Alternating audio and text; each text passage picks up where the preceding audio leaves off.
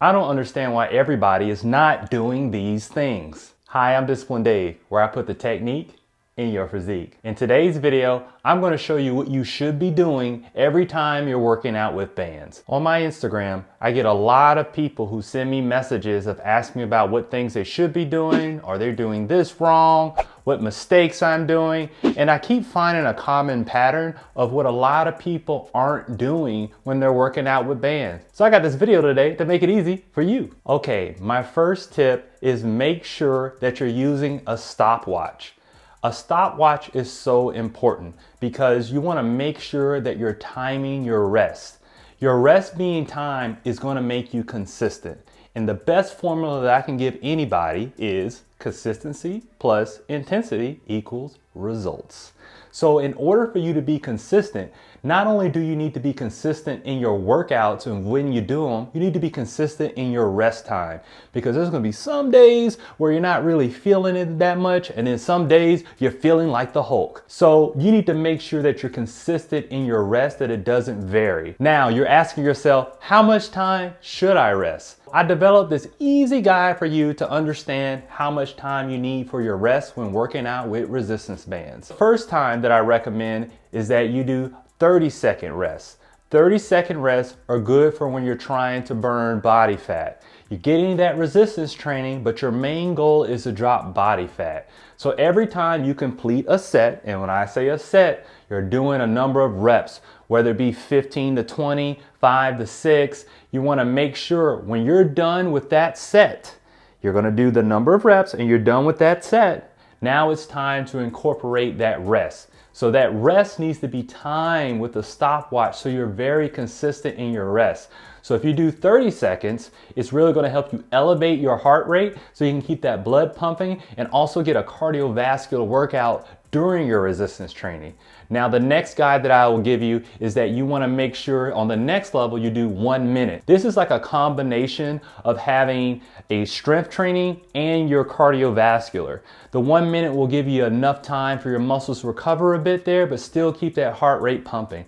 That's what I do most of the time. And the other rest time that I feel is appropriate is that on your heavy days. So when you're doing low repetition and you're really loading up those bands and you're giving it all you got, a 2-minute rest can be appropriate for those. So that way you can really focus on muscle building instead of having that cardio aspect to it. And that way your muscles aren't getting fatigued when you get to the next set. Now, with that said, I made it very easy for you. Because when I polled a lot of people on my Instagram, a lot of people wanted to lose body fat. So with that said, I developed a series of workouts called 10-minute follow-along videos. You can go ahead and check out those videos right here. So that way you have something that you can follow along to, and it has a timer in there for your rest. So go ahead and check those out. Now the next thing that everyone should be doing is using a timer. You want a timer for your overall workout.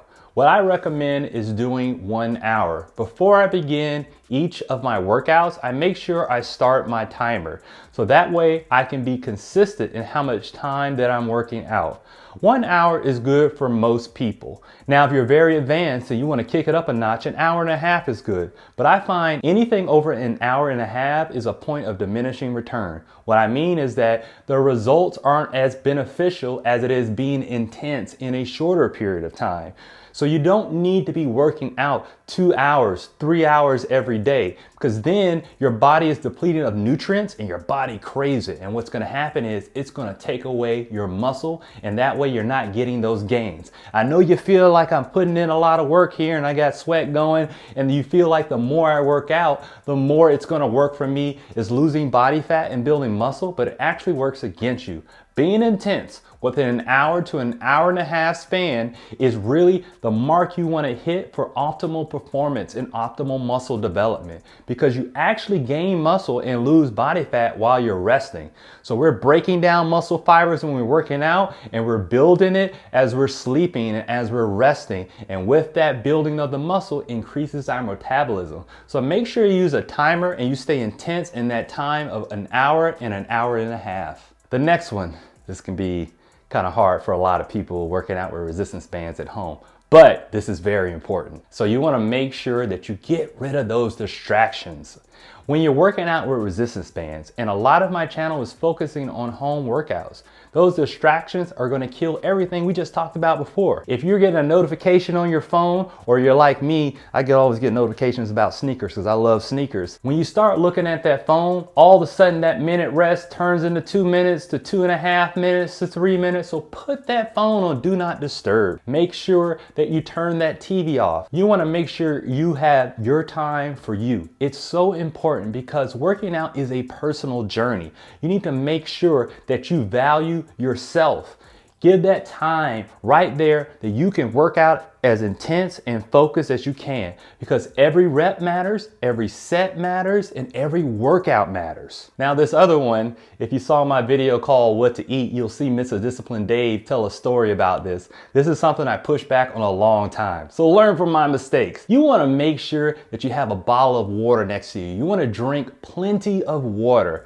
I was going around so long being unaware that I was being dehydrated. And being dehydrated has a lot of side effects when it comes to working out. One, it's going to affect your energy level. Two, most of your muscle is water. So if you drink a lot of water, those muscles are really going to pop. As you're sweating and you're depleting that, it's really going to affect the workout long term. So make sure you have plenty of water. You also want to make sure that you have that water to distribute the nutrients in your body to give you those essential minerals and vitamins that you need for muscle growth. Get a good bottle of water. I've gone through various different types. This is the one that I'm using currently. I really like the stainless steel one because I have to worry about it getting smelly and having germs on there. But whatever one you like there, find one you like and make sure you have that bottle of water during your workouts, after your workouts, first thing in the morning, and when you go to sleep. Water is that important. Stay hydrated. And this last tip. Now, I'm going to tell you this tip, but you need to really think about the mindset of this tip. This tip is very important, it's underlooked, and it's the other part of the equation we said earlier. Consistency plus intensity equals results. You want to make sure that you're intense. You want to make sure that you're giving it your all with every rep, every set, every workout. You want to make sure your butt is kicked after every single workout. If you feel like, oh, it's okay, this and that there, you didn't do your job that day.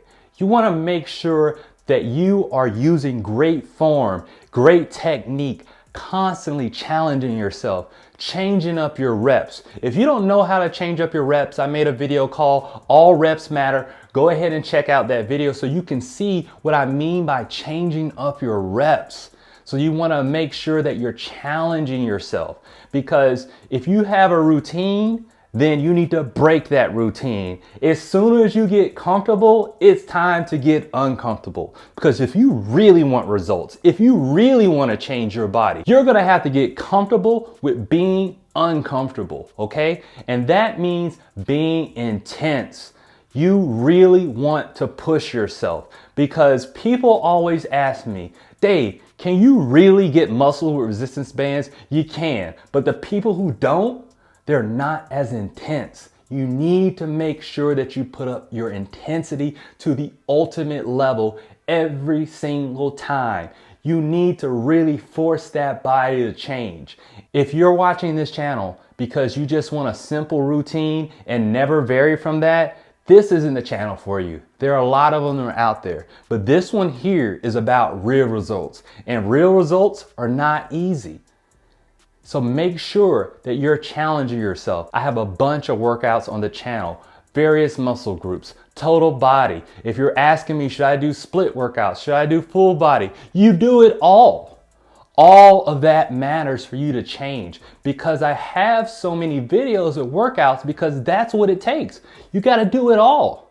You have to make sure that every body part matters. Don't just work out arms and chest. If you do that, then your arms are going to lean forward and you won't get that chest to pop out. You really got to work out your back to make your chest look good. Every single muscle matters too. So make sure that you're intense with every single workout. Now, after you're done with this video, another video that I recommend is the 5 most common mistakes that people make while using resistance bands. So make sure you check that out also. But the most important thing is going ahead and work out. Thank you for watching. I'm Disciplined Dave, where I put the technique in your physique.